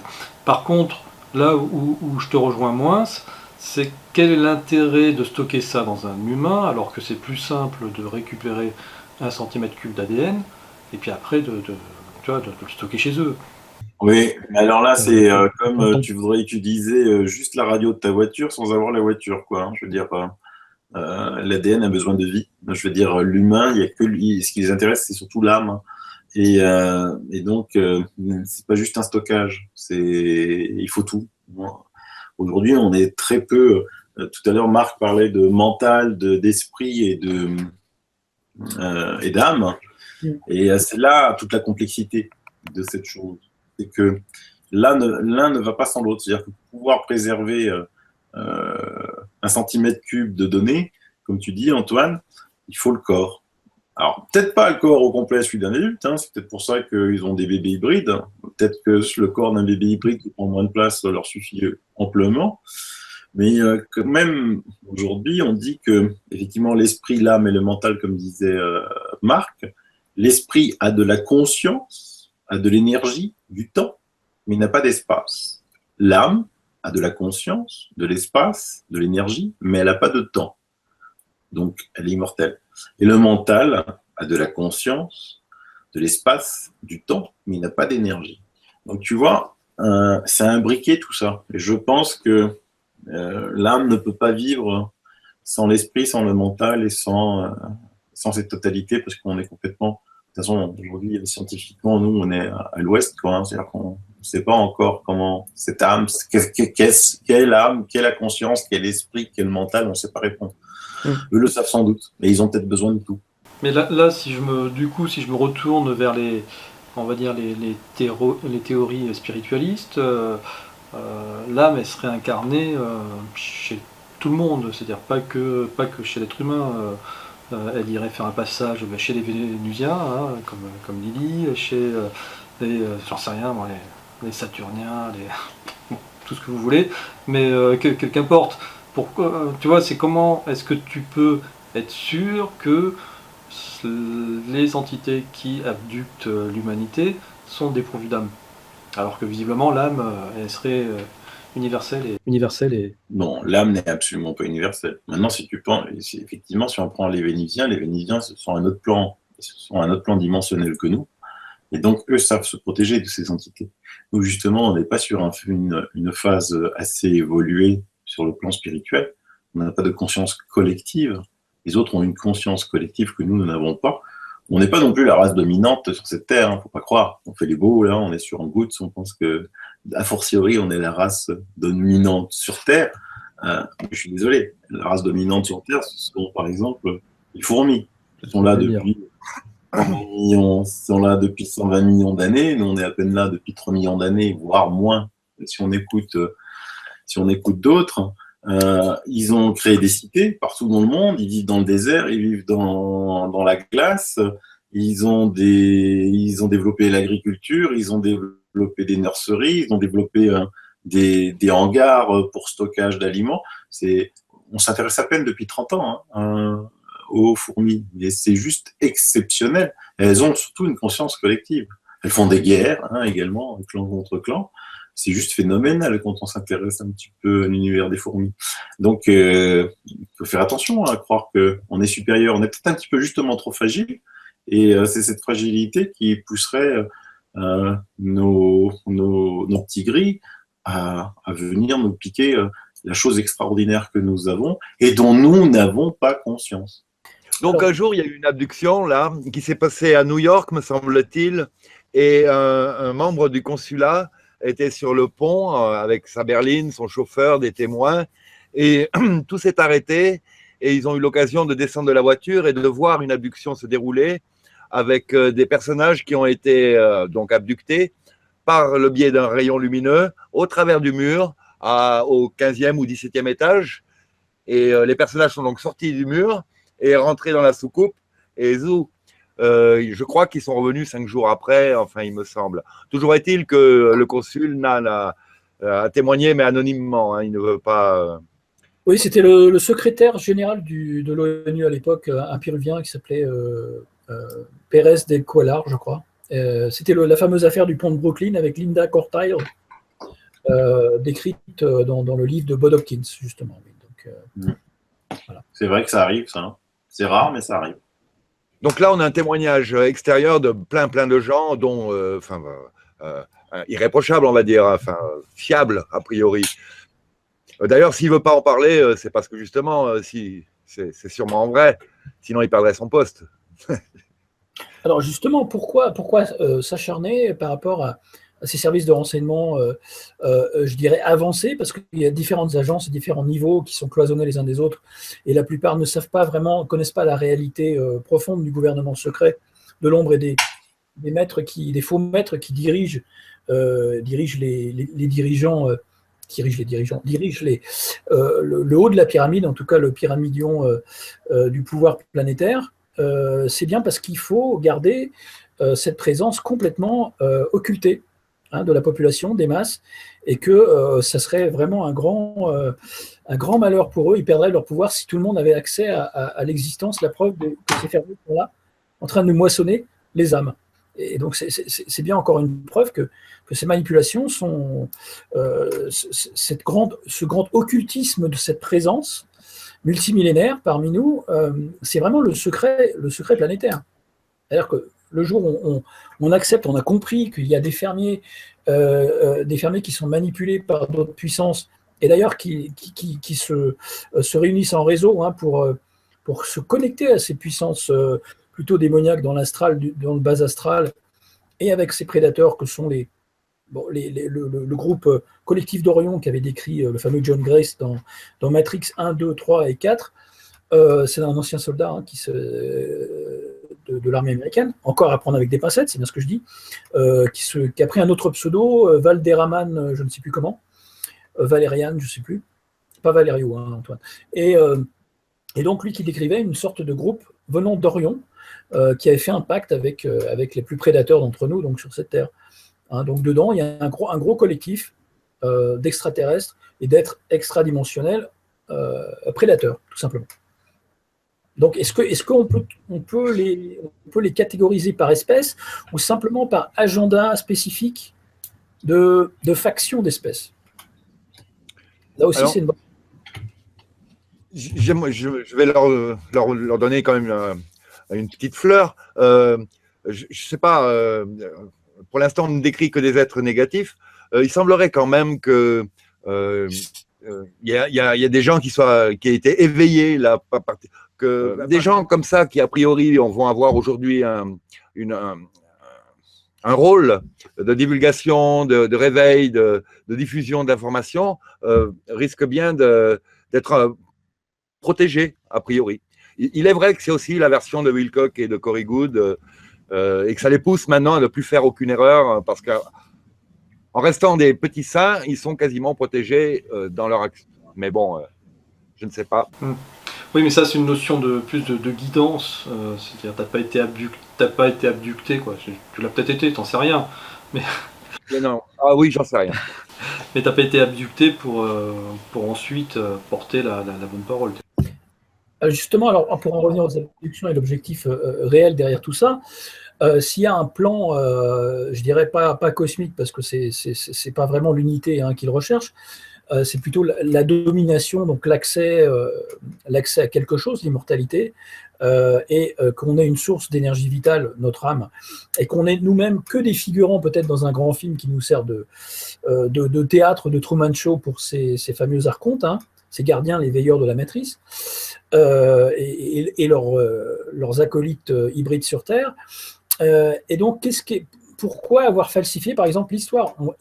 Il falsifie absolument tout. On est entouré de leurres sur notre histoire humaine, et on a l'impression, et on le sait intrinsèquement, enfin pour ceux qui arrivent à se connecter, on revit les choses en boucle, comme un cycle perpétuel, et qu'on revient au même endroit, au même point A. Voilà. Donc, ma question, c'est est-ce que ça servirait pas simplement de leur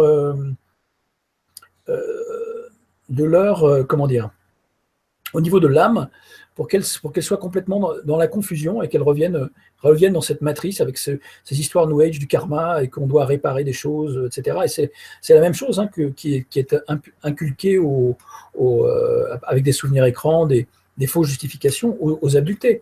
On leur dit qu'ils sont là pour aider l'humanité, ou alors on leur fait détester l'humain à tout prix. Je ne sais pas si vous avez vu sur certains forums ou des abductés qui parlent, alors ils détestent l'humain avant tout, quoi. L'humain est devenu le pestiféré de cette planète, quoi. On peut aussi les programmer. On peut aussi les programmer à être des trolls professionnels, à être convaincus que ça n'existe pas. Absolument. Ouais, alors, ils nous occupent quand même à nous déchirer, à nous entre-déchirer, à nous affronter pour des raisons complètement falsifiées, des prétextes. Ils nous embrouillent, on ne sait plus d'où on vient ni où on va. La seule chose qui est vraie dans le fait que s'ils avaient divulgué, ça mettait tout en l'air, c'est qu'en fait, effectivement, si la population d'un coup se rend compte de ça, il n'y a pas besoin d'être très, très, très viril pour s'énerver et ne pas supporter du tout cette situation-là. Enfin, en tout cas, faire une grève générale. Enfin, ça ferait une rébellion. Donc déjà, peut-être même humainement parlant, la justice, la révolte pourrait détruire ces chaînes d'énergie, ces chaînes de pompage d'énergie dans tous les domaines, d'une part. D'autre part, il y a ce fait que donc on est des génies qui nous ignorons, a priori, des génies des potentats, comment dire, on a un potentiel ignoré, et qu'ils ne tiennent absolument pas à perdre cette nourriture, cette source d'énergie. En plus, il y en a qui se nourrissent même de nos bonheurs, certains de nos malheurs, certains de nos énervements, de nos colères, de nos violences. Je pense que chaque niveau vibratoire a peut-être sa petite espèce de E.T. Vampire qui préfère ce poste-là parce que c'est là qu'elle se gave le plus. La PAM, on n'est plus dans de l'abduction, on est effectivement dans du vampirisme énergétique, on devient le bétail. On est dans l'abduction des maîtres, là, de nos maîtres actuels, pour être sûr qu'ils suivent le coche, qui ne changent pas d'opinion, qui continuent d'obéir, qui se régalent à s'en foutre plein les poches et à nous voir souffrir en s'en foutant. Ah oui, d'accord, ce seraient les dirigeants qui seraient abductés pour pouvoir faire un contrôle mental sur la population. Il est clair que quand on pénètre ces sectes, ces groupes secrets, on fait des allégeances fort dangereuses et par suite, on n'est plus totalement humain ni aux commandes. Absolument. On est en transe. Mais ça m'amène à une réflexion par rapport à ce que disait Silvano tout à l'heure.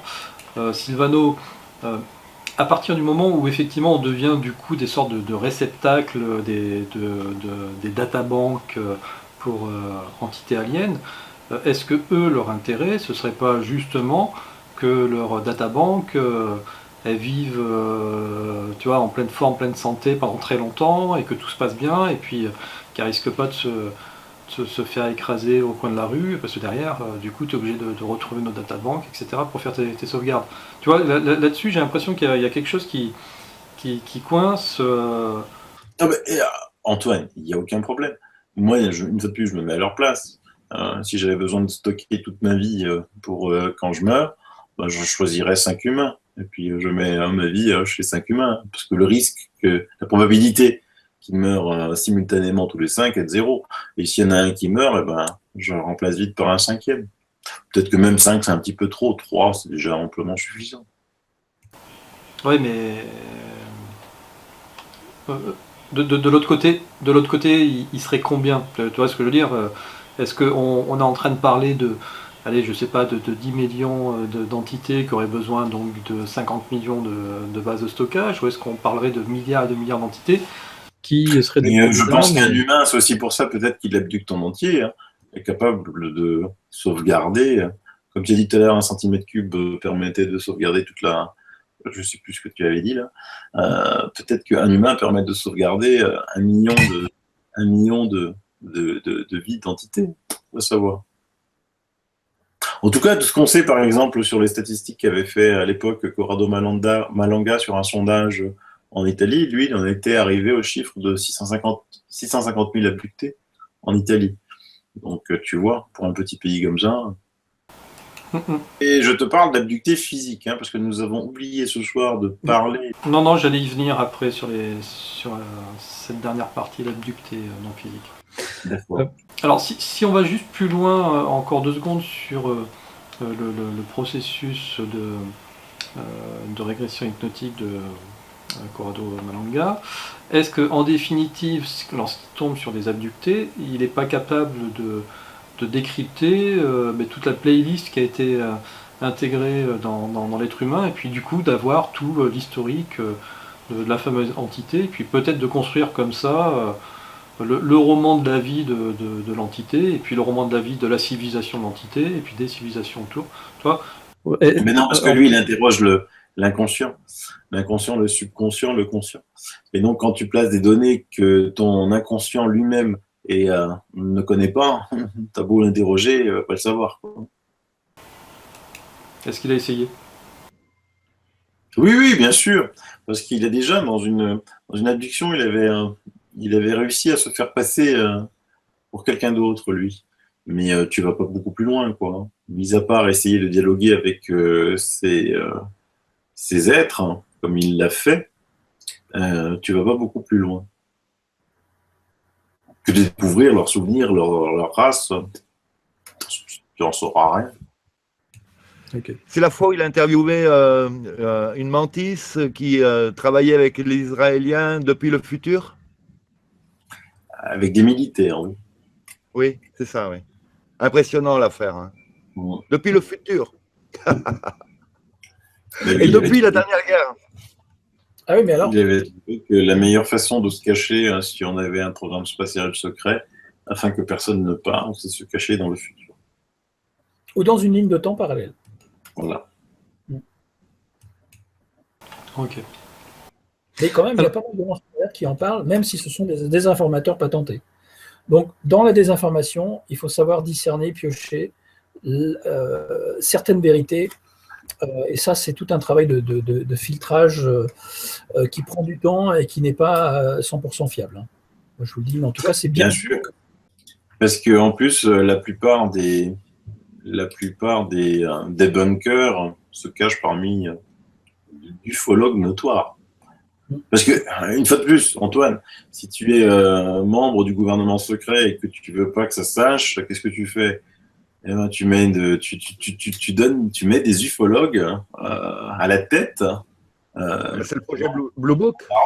Alors, comment tu mets des ufologues? Ben, tu leur donnes quelques petites billes. C'est-à-dire que toi, tu sais un grand tout, tu connais 100, tu vas lui donner 1 ou 2%, puis l'autre, le 1 ou 2%, il va le divulguer, il va faire le cacou, ça va devenir un ufologue de renommée mondiale, tout le monde va venir vers lui, et puis lui, il va tout contrôler.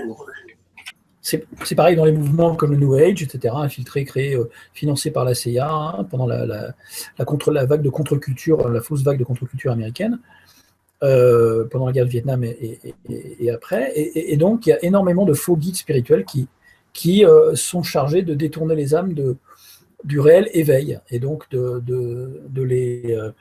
de les emmener sur des fausses pistes, tout simplement. Donc c'est la même chose. Pareil pour les ONG, qui sont truffés d'espions et et de soldats et de types de services de renseignement et de mercenaires. Donc on voit bien que pas mal de false flags sont perpétrés par des membres des ONG, notamment en Syrie, d'actualité. Et donc, si tu veux savoir qui sont les débunkers professionnels et les fausses ufologues, en gros, tu regardes dans chaque pays quels sont les 2-3 ufologues les plus célèbres, et puis tu es sûr de taper dedans. Ouais. Bon, devenez pas trop célèbre, les gars, sinon après, je vais devoir changer pour continuer mon émission. C'est ceux qui passent sur TF1, Antenne 2, Europe 1, Paris Match, tout ça. On a parlé pour le moment que d'un type finalement d'abduction, c'est l'abduction physique, mais on a eu reçu des invités qui avaient l'air de dire que plus de 60% de l'humanité avait été abductée, et pas forcément au plan physique, mais sur un autre plan. Oui. Lequel ? Sur le plan éthérique, tout simplement. Donc il faut savoir déjà qu'on vit dans un multivers, dans de multiples dimensions, 12 à 24 selon ceux qui ont étudié le sujet, et évidemment ce sont dans des dimensions que nous ne voyons pas. Donc en fait, il y a certains humains qui les voient, ces dimensions, notamment des médiums assez puissants. Moi je connais une fille que je ne citerai pas, elle te dit rien, il y a un ovni là, un ovni là, un ovni là, quoi. Elle cherche aucune célébrité, elle cherche aucune interview, elle n'écrit aucun livre, elle me raconte ça comme elle me dit, regarde, il y a un chien qui traverse la route et il risque de se faire écraser. Et c'est assez impressionnant, tu vois. Sylvano, donc si je résume, on peut se faire abducter sur le plan éthérique. Est-ce que la méthode de Corano, que tu as décrite tout à l'heure pour savoir si on avait été abducté physiquement, ça fonctionne aussi sur les abductions éthériques? Bizarrement, oui. Et est-ce que les gens voient la même chose? Ah non, ils voient rien. C'est juste un test. Ce test-là, c'est pour ça qu'il y a le test triade des couleurs. C'est grâce à ça qu'on va détecter s'il a été abducté. Après, eux, ils ne voient rien. Une fois de plus que l'inconscient a été bloqué, tu vas pouvoir voir en hypnose. Tu vois. Et c'est uniquement en hypnose que tu verras ce qui s'est réellement passé. Enfin, je corrige. Tu vas voir que les IT acceptent de te faire voir. D'accord ? Après, il faudra vérifier le vrai du faux. Parce qu'une fois de plus, on peut te montrer en hypnose un magnifique être blond, d'où les blonds que l'on voit souvent dans les séances d'hypnose, d'où la légende de tous ces blonds nordiques qui sortent de nulle part. Mais en fait, quand tu vas vérifier, c'est pas des blonds, c'est toujours des petits gris. Ouais, c'est ce dont on avait effectivement parlé dans l'épisode numéro 2 sur les différentes races extraterrestres. Mais alors, là du coup, tout à l'heure on a aussi compris que l'intérêt des abductions, en tout cas selon les recherches de Corrado, c'était de pouvoir utiliser l'ADN humain en termes de stockage et autres, quand c'est physique, mais quand c'est sur le plan éthérique, là l'intérêt il est lequel? Et en fait, c'est exactement la même chose. Je ne sais pour quelle raison, à un moment, ils ont besoin de faire des expériences de note 3D. Et quand ils ont besoin de faire des expériences de note 3D, ils font des abductions physiques. Quand ils n'ont absolument pas besoin, ce qui est la majorité des cas, ils font des abductions éthériques. Note 3D a une densité qui est absolument beaucoup plus lourde que la densité éthérique, qui n'a rien à voir dans ce domaine-là. Eux-mêmes peuvent supporter très peu de temps dans notre dimension à nous. Elle est trop lourde pour eux. Notre énergie est trop riche pour eux. Il faut qu'elle soit beaucoup plus basse. D'où, alors là, on arrive à ça, les vaccins, les médicaments, les pesticides, les false flags, les attentats, pour baisser nos vibrations, pour que notre énergie soit beaucoup moins riche et moins dense. Et ça, on le voit énormément aussi dans les régressions. Et de temps en temps, ils ont besoin d'abductions physiques qui représentent un petit pouillème par rapport aux abductions éthériques. Alors malgré le fait que les âmes, en tout cas les consciences peuvent être transférées, d'après les témoignages que j'ai pu récolter, des témoins que effectivement dans une enveloppe biologique, on peut transférer une conscience d'un être biologique à une autre enveloppe biologique, et que le clonage est déjà pratiqué depuis des décennies. Voir les recherches de Hans Better ou Detter sur les robotoïdes et les clones qui remplaceraient certains politiques connus. Hans Better, ouais. Peter, pardon. Ouais, Peter. Et donc, pourquoi je dis ça? Parce que j'ai une question. Alors, si tout est cyclique et potentiellement à une sorte de déluge comme fin pour appuyer sur le bouton reset, est-ce qu'il n'y a pas une moisson de ces âmes, donc de cette énergie, arriver à un summum, hein, collectivement, à une certaine vibration, pour redémarrer à zéro et justement effacer les mémoires de la civilisation qui est utilisée comme bétail sur cette planète? C'est ma question. Parce que beaucoup d'abductés voient, en tout cas on leur imprime ça dans l'esprit, des cataclysmes, des tsunamis, des déluges, etc. etc. Donc voilà, c'est ma question.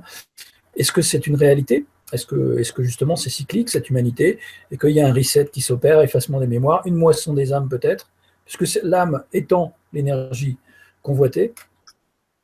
C'est ma question, donc je lance le débat ce soir. Moi, pour ça, il faut juste étudier l'histoire, hein, de toutes ces abductions. Si on prend par exemple les Humo, hein,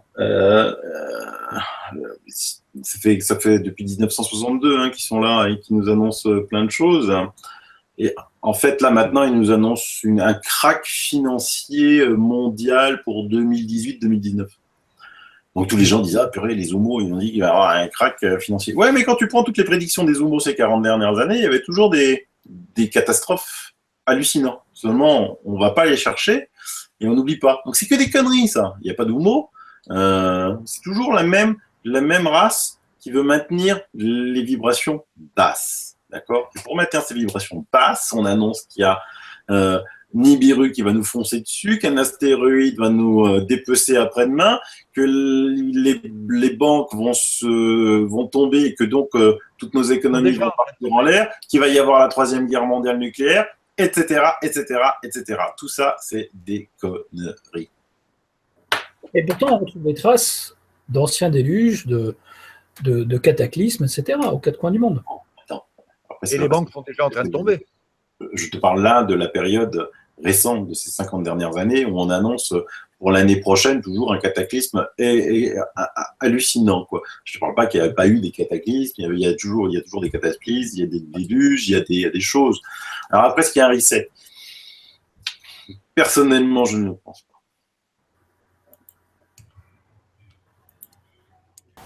Tadam. Et là, il y a Rock qui se retourne dans sa tombe. Non, je ne partage pas sur ce côté-là. Est-ce que de mon ami Rock sur le cycle de Milan. Il y a plein de choses vraies, mais pas ça. Vas-y, Marc. Quelque chose de son passé, si justement ces mémoires sont effacées régulièrement, puisqu'on voit pendant les abductions. Et après, même l'abducté, on lui débloque, déverrouille certaines capacités psychiques, extrasensorielles, etc., de guérison, de magnétisme, des fois.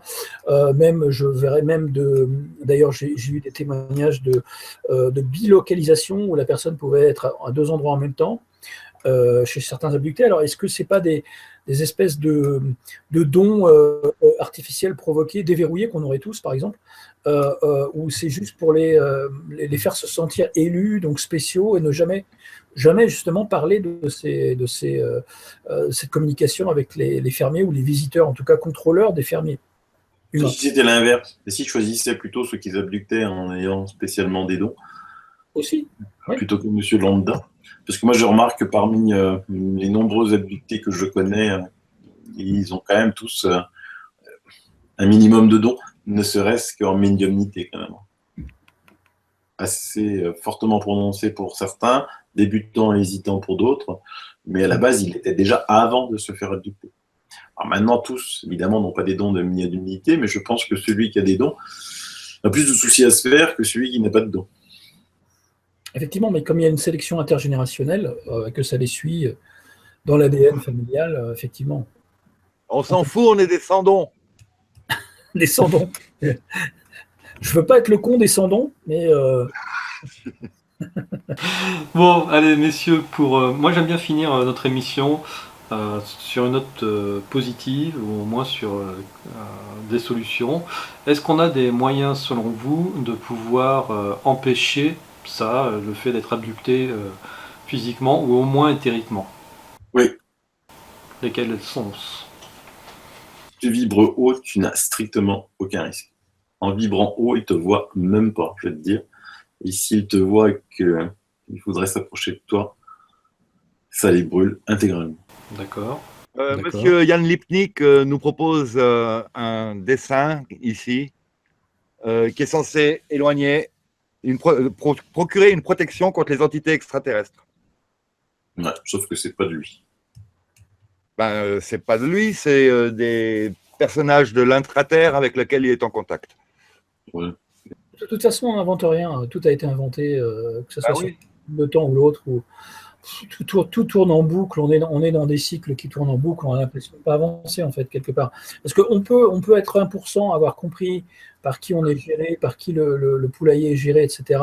Et on essaie de vibrer haut et de se tenir à l'écart à l'intérieur de la prison vibratoire. On dépend quand même de l'environnement collectif, de tous ces moujons, hein, qui suivent la moindre alerte, la psychose de terreur permanente, qui sont autour de nous et qui influencent justement par leur réaction collective, de moujons ignorants, volontaires, délibérés, parce qu'il n'y a pas pire ignorant et idiot que celui qui a compris que c'était un mensonge et qui continue à le croire volontairement.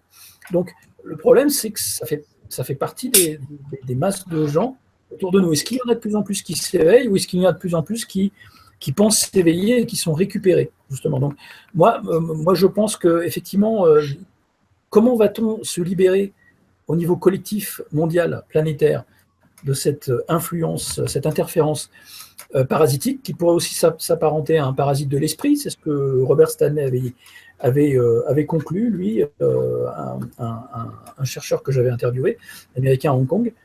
C'était assez intéressant, le parasitisme de l'esprit, par rapport à simplement des espèces qui nous parasitent.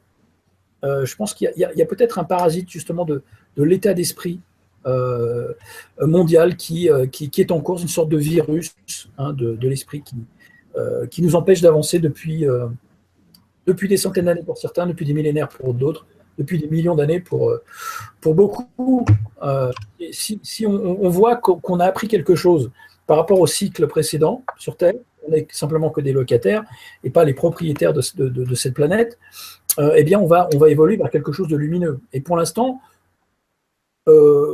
désolé de ne pas terminer sur une note super positive, je pense qu'il y a peut-être de la lumière au bout du tunnel, mais est-ce qu'on est dans la période où on verra le bout du tunnel nous-mêmes? J'en suis pas totalement certain. Voilà. Mais c'est là la solution. C'est dans le lumineux, c'est de monter une fréquence, c'est pas vraiment de lutter contre l'oppresseur, mais de faire en sorte qu'on ne l'intéresse plus ou qu'il n'ait plus accès. Comme disait Sylvano tout à l'heure, il se débrouille par tous ces empoisonnements pour nous faire baisser les fréquences. Donc déjà, un des moyens de protection, c'est d'être en haute fréquence. Sinon, il y a effectivement des solutions. Il y a des sortes de mantras, de prières et d'injonctions qui sont assez fractales. J'entends par là qu'on va prendre un sujet, tu ne vas pas me toucher dans ma maison, et puis par la suite, la deuxième phrase, c'est tu ne vas pas me toucher dans ma maison et dans ma chambre, et tu ne vas pas me toucher dans ma maison et dans ma chambre et dans mon lit. En fait, là, c'est juste un exemple très concret avec des mots, des pièces, mais en fait, les mantras en question, ça doit être trouvable sur le net dans prière de désenvoûtement ou… Ouais, mais d'accord, oui. On devient une prière pour le prédateur. Oui, mais là, on ne demande rien. C'est pas la prière où on demande, c'est la prière où on exige. Tu ne feras pas si, voilà. C'est de la même manière qu'on peut arrêter certaines abductions en émettant vraiment un non. Non. Oui, un non fortement connu. Voilà. Et le pouvoir de ce non est très dépendant de ta puissance propre et peut-être effectivement du nombre de corps subtils que tu as et de leur développement à chacun, de ta volonté. Le souci, c'est qu'on est tous nés dans la matrice et qu'on est, je pense, implanté au moins au niveau de l'ADN et au niveau éthérique. Quand on est dans cette dimension, sur cette planète de n'importe quelle forme qu'elle puisse être, on s'en fout. Franchement, est-ce que vous n'avez pas l'impression de faire partie d'une expérience, quelque part, une expérience génétique, puisqu'on est un cocktail génétique, hein, à la base, je pense, et on fait simplement, on vit dans une pièce de théâtre, et que quoi qu'on fasse, et je pense que les gens qui montent aussi en vibration intéressent encore plus fortement les prédateurs. Et que moi, j'ai discuté avec certains thérapeutes, que je ne vais pas citer, mais qui me disent, effectivement, il n'y a pas de solution miracle. À l'éternam, temporairement oui, mais à la moindre faille, le prédateur te rattrape. Là, c'est nos futurs, Marc. D'un côté, on me dit la solution, c'est de vibrer haut. De l'autre côté, tu dis, si on vibre trop haut, on est rattrapé par les prédateurs, parce que du coup, on devient des sucreries, quoi. Et Marc-Antoine, c'est que quand tu montes haut, lorsque tu montes haut, tu peux avoir une faille, tu peux avoir une déception, tu peux avoir quelqu'un de proche qui est décédé, tu peux avoir un accident. Et donc, tu as une faille, donc forcément, tu vas vibrer moins haut, et puis là, ils vont s'engouffrer. Ce que je disais, c'est pas qu'il y a des prédateurs qui, si tu vibres tout le temps haut, tu risques rien. Mais, pour terminer, mon cher Antoine, sur une note positive, je ne suis pas d'accord du tout avec Marc. Je pense que là où il a raison, c'est qu'effectivement, c'est une lutte sans fin, hein, parce que de toute façon, on est 1%, et encore, quand on dit 1%, c'est vraiment quelque chose de gentil.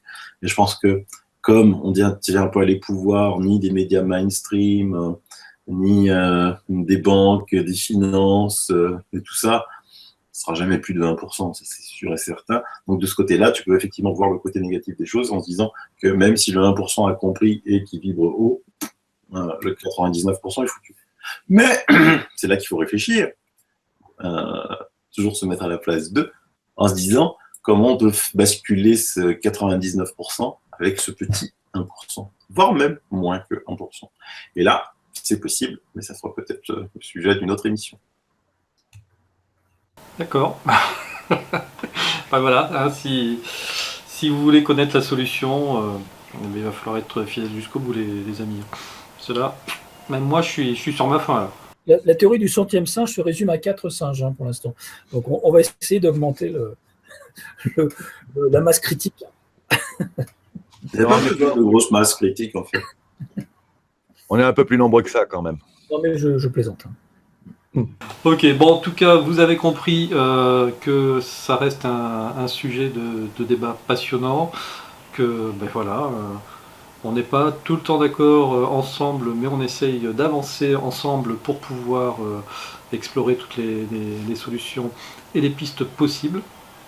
Et puis, on vous donne rendez-vous au mois prochain pour un nouveau numéro de « Et si on parlait vraiment d'ufologie ».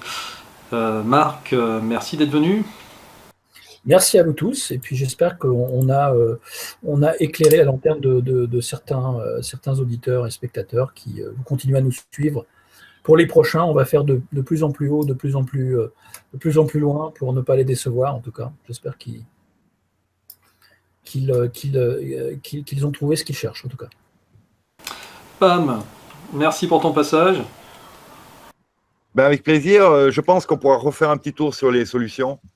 Écoute, on aura l'occasion effectivement d'en reparler. Vous connaissez Patricia Conti? Patricia Conti, Chasing Phantom. Oui. C'est un bouquin qu'elle a écrit sur sa vie de famille elle-même et l'énorme interaction des militaires avec derrière les abductions, les programmations, des petites mafias locales, une infiltration dans la société de façon à ce que jamais elle ne tourne vraiment bien. Et donc, elle a trouvé des solutions, dont les mantras dont j'ai à peine effleuré là, puis très mal. Ok. Bon, mais écoute, on en reparlera une prochaine fois. Ok. Bon, puis Sylvano, moi je te dis pas plus tard que demain. Hein. D'accord, Antoine. Hein? Soyez positif, l'homme est supérieur, ne vous inquiétez de rien. Pensez positif, il vous arrivera rien. Ouais, voilà, ça, c'est ce qu'il faut retenir. Ok, bon allez, on vous remercie et puis on vous dit à très bientôt. À bientôt. Ouais.